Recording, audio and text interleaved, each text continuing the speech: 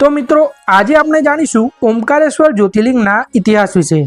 ओमकारेश्वर ज्योतिर्लिंग मध्य प्रदेश में नर्मदा नदीना किनारे स्थित है। आ स्थान पर नर्मदा नदीना बे धाराओना भाग पड़ी गया अने त्यां वच्चे एक टापू बनी गयुं जेने मांधाता पर्वत अथवा तो शिवपुरी कहेवामां आवे छे। 12 ज्योतिर्लिंगमांथी ओमकारेश्वर चौथुं ज्योतिर्लिंग गणाय छे। अहींया बे ज्योतिर्लिंगोनी पूजा थाय छे, ओमकारेश्वर अने ममलेश्वर। अने आ एक ज एवुं ज्योतिर्लिंग छे जे नर्मदा नदीना उत्तरी तट पर स्थित छे। अने एवुं पण कहेवामां आवे छे के आ तट ओम आकारनुं छे अने आ ज्योतिर्लिंग पंचमुखी छे। लोकोनी मान्यताओ छे के भगवान शिव त्रणेय लोकनुं भ्रमण करीने अहींया आराम करे छे अने एटले ज अहींया रात्रि दरमियान भगवान शिवनी शयन आरती थाय छे।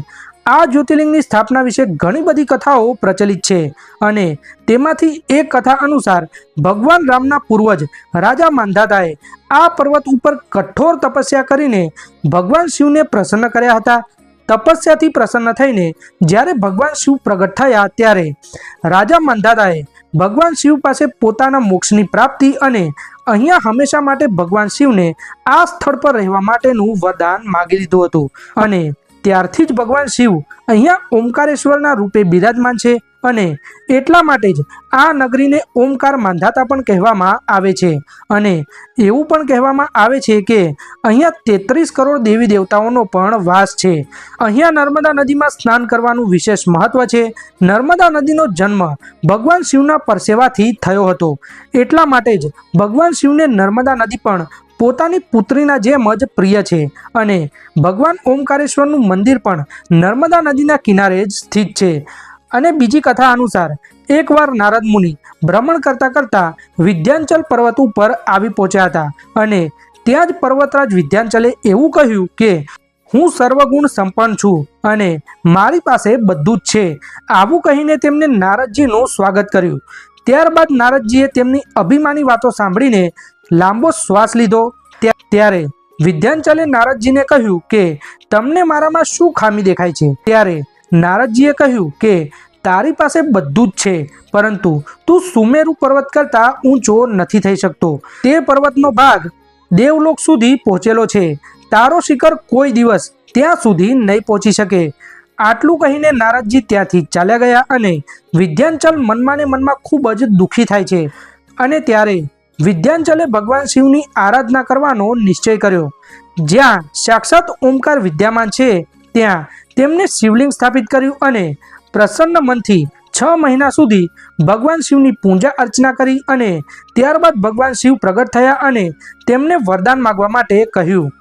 त्यारे विद्यांचले कह्युं के तमे मने बुद्धि प्रदान करो। त्यारे भगवान शिवे तथास्तु कह्युं। त्यारे त्या बधा देवताओ अने ऋषिमुनिओ आवी पहोंच्या अने बधाए भगवान शिवनी आराधना करी अने तेमने सदा माटे त्या बिराजमान थवा माटेनी प्रार्थना करी।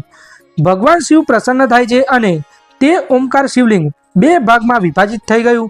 जे पार्थिव शिवलिंग विद्यांचल द्वारा बनाववामां आव्युं हतुं तेने परमेश्वर लिंग अथवा तो ममलेश्वर लिंगना नामथी ओळखवामां आवे छे अने भगवान शिव ज्यां स्थापित थया ते शिवलिंगने ओमकारेश्वरना नामथी ओळखवामां आवे छे। अने आ प्रकारे अहींया भगवान शिवना 2 ज्योतिर्लिंग स्थापित छे, परंतु 12 ज्योतिर्लिंगनी ज्यारे गणतरी करवामां आवे छे त्यारे आ बंने शिवलिंगने एक ज मानवामां आवे छे। अने मित्रों ओमकारेश्वरनी यात्रा ममलेश्वरना दर्शन वगर अधूरी मानवामां आवे छे। ओमकारेश्वर भगवान शिवनुं ज्योति रूप छे अने ममलेश्वर पार्थिव रूप छे।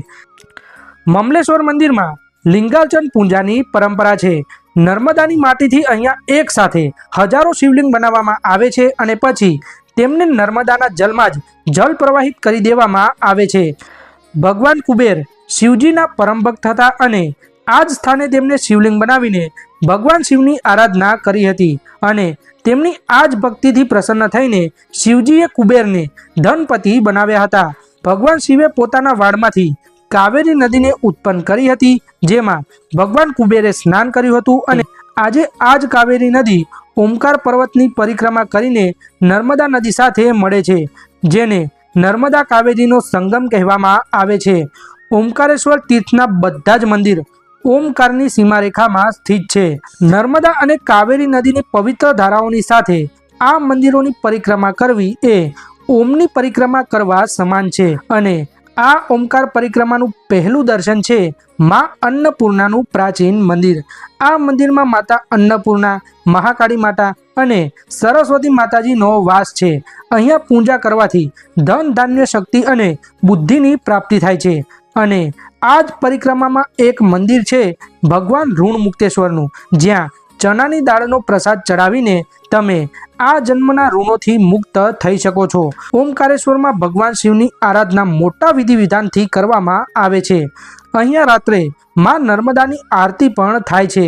તો મિત્રો, આ હતો ભગવાન શિવના જ્યોતિર્લિંગ ઓમકારેશ્વર જ્યોતિર્લિંગનો ઇતિહાસ। અને આવા જ વિડીયો જોવા માટે અમારી ચેનલને સબસ્ક્રાઈબ જરૂરથી કરો। ધન્યવાદ।